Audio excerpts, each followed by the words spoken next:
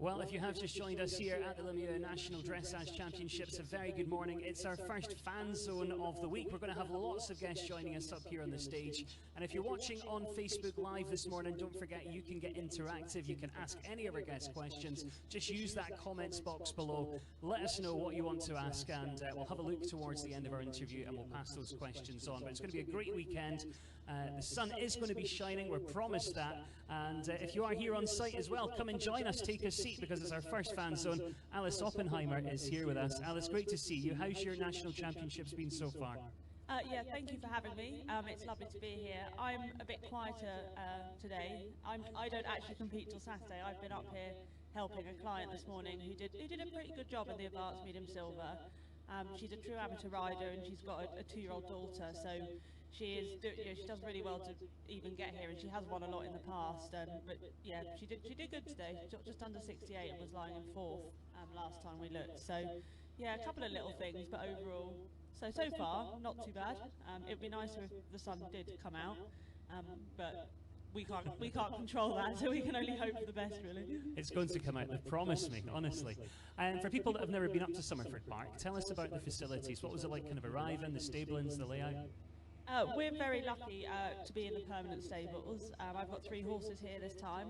Like I said, I don't actually compete till Saturday, but we've got some lovely permanent stables, and there's plenty of arenas to ride in. And you know, there are lots of places to walk the horses, and the surfaces are really good. And yeah, you know, it's a super venue. It's quite a trek for us from Hampshire, but once we're here, when we get settled in, it's not so bad. So when do you first compete properly? Tell us about the horses you're bringing here. So I compete on Saturday. I've got 3 rides on Saturday morning, so I'm in at 8 something with Fred. Fred's proper name is Headmore Flintstone. He's jointly owned by us and Richard and Marnie Lovejoy. He is the sweetest on the planet. He's the ultimate gentle giant. We call him 17-4 because there's quite a lot of him, but he's so kind and sweet, and he's just a lovely horse to have around and easy to do, and he's just really such a lovely person. And he's doing the medium on Saturday, but he shows all the talent to train up the levels, which is quite exciting. He's just taking a bit of time to strengthen. He's 8 now, but obviously at his size we've had to wait a little bit for that. But yeah, he's a real character on the yard. His favourite treat is a custard cream. He does love a custard cream. Every break, our staff always have a mid-morning break with tea and biscuits, and every time Fred had to have a custard cream as well. So yeah, that's his favourite treat. So he's just a big gentle giant. Then my second ride is Dylan, or Headmore Dionysus, who's owned by Amanda Radford. He's in the Grand Prix at 10 something. See how well I know my times. And he's as big as Fred is, Dylan is small. We call him my little pocket rocket. He's a real character. He's almost got a little bit small man syndrome, Dylan. What he lacks in height, he certainly makes up for in character. It's his first season at Grand Prix, so I'm just pleased to be here at that level. He competed here last year at the Inter 1 and Inter 2 and was placed, so for him to step up to the Grand Prix and qualify this year in his first season, I'm really pleased just to be here with him, and there's no expectation.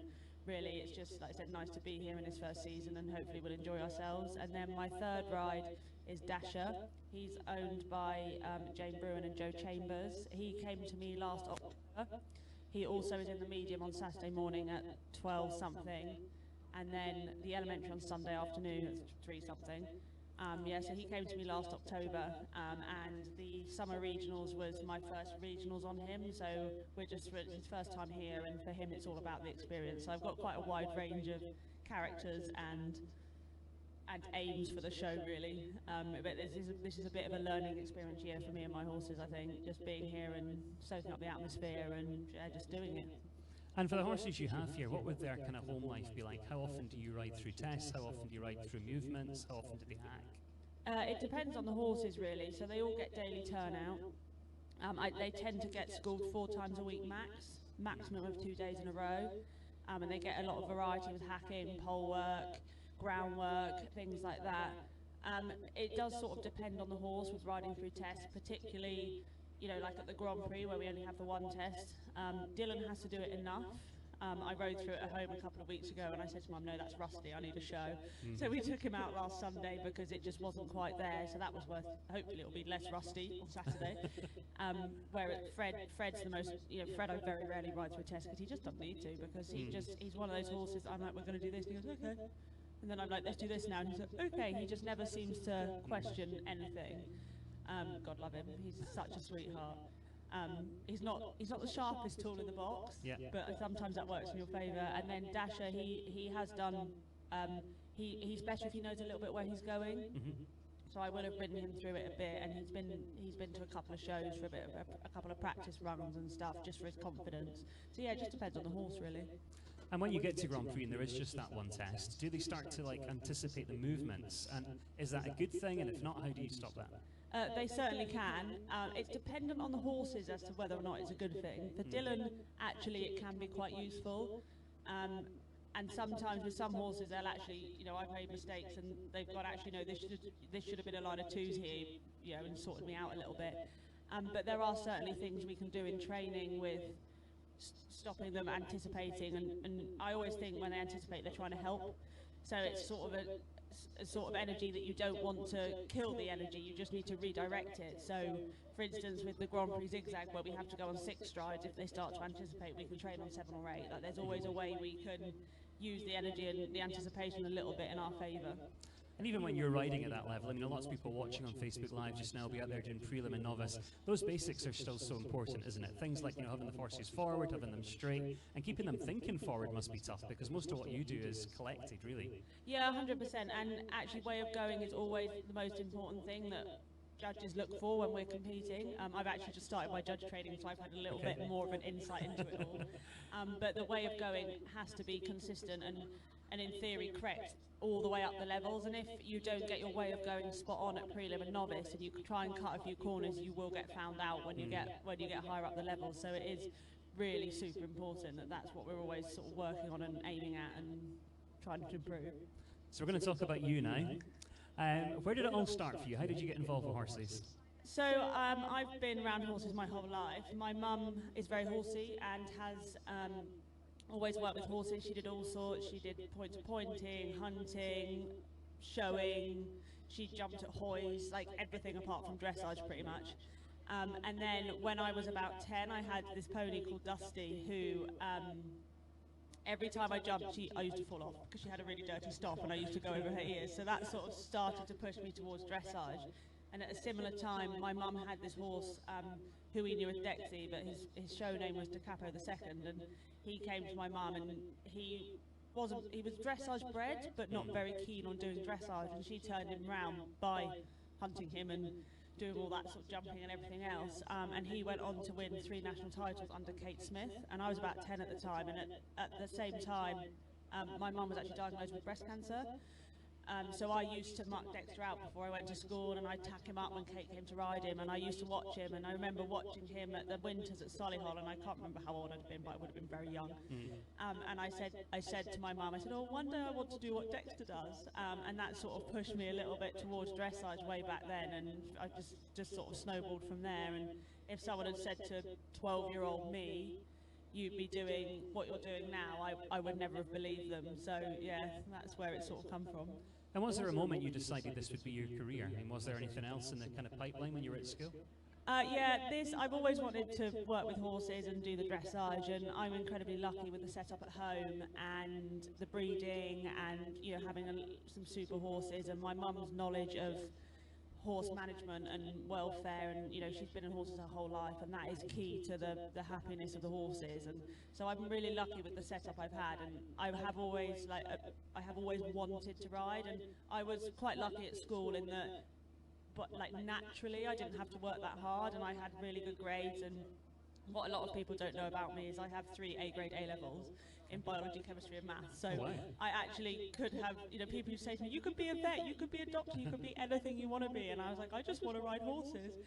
So yeah, even when I was at secondary school and choosing GCSE options, and all my friends were lecturing me about how I could be anything I wanted to be, and I was like, I just want to ride horses. So I'm very lucky that that's what I'm doing, and here I am.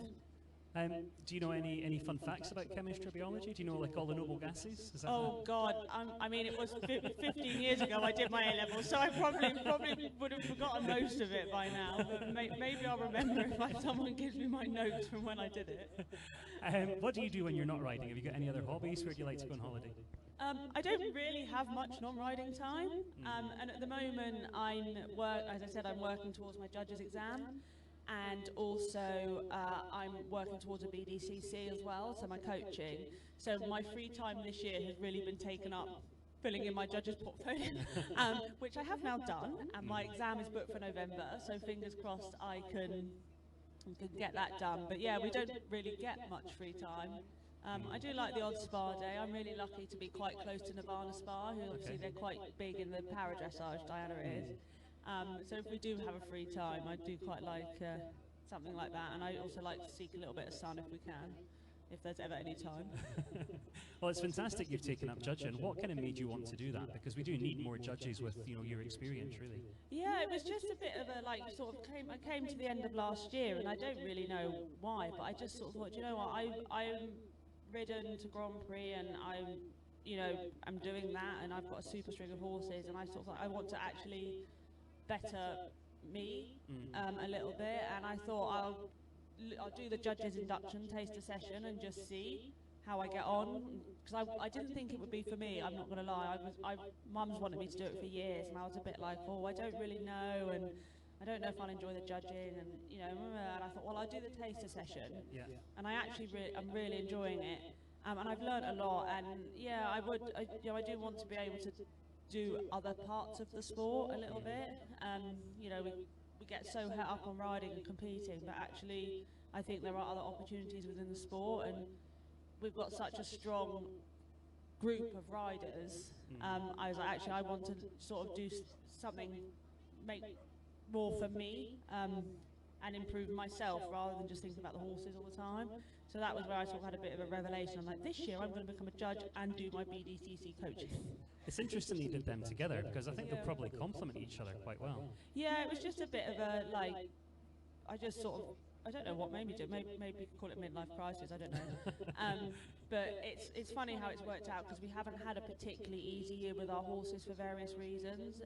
We lost one horrifically just after Christmas with a shattered pastern, and so that was one gone, and it was horrendous. And then we had to retire a 7-year-old with a skin issue of all bizarre things.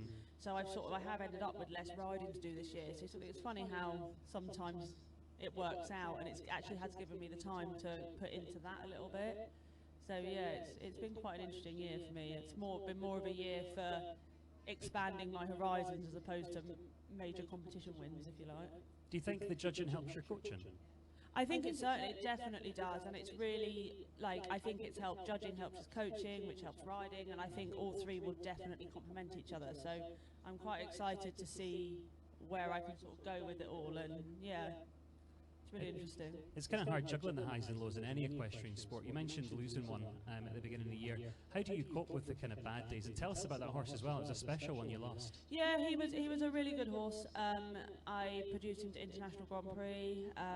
It was Robin, Headmore Dirubinio, probably the most talented horse I've ever sat on, but not so easy for me to ride. He was a very big horse, and I did struggle, and he had spent a bit of time with another rider, a male rider, to see if he could get on with him, and they didn't gel, so he came home, and I'd only had him home about a month, and I just was working him loose in the school, and yeah, literally he cantered round while I was working him at Liberty, and yeah, it was pretty horrendous experience.